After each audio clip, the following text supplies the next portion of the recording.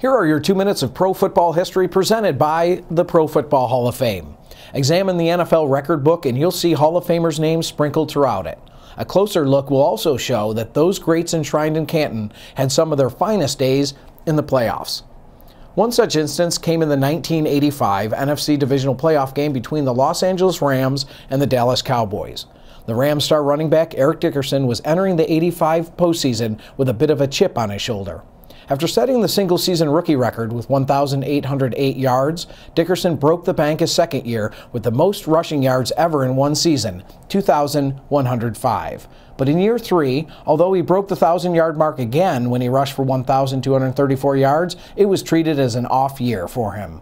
Despite the healthy rushing output and 12 TDs that season, he was snubbed by not being voted to the Pro Bowl. That ended up being bad news for the Dallas Cowboys, who traveled to Anaheim to face the Rams in the divisional playoff. Dickerson was a man on a mission. With him leading the way, the Rams dominated Dallas and walked away with a 20-0 shutout.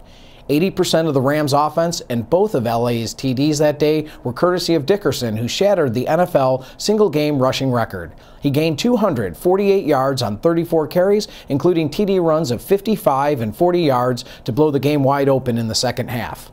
No player has ever come close to matching Dickerson's yardage from that day, and, believe it or not, the 200-yard mark has only been reached in a playoff game 7 times.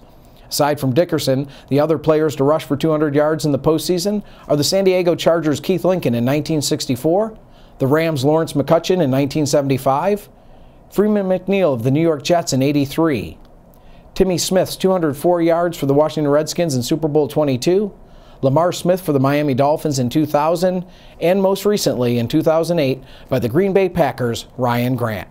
And there are your 2 minutes of pro football history presented by the Pro Football Hall of Fame.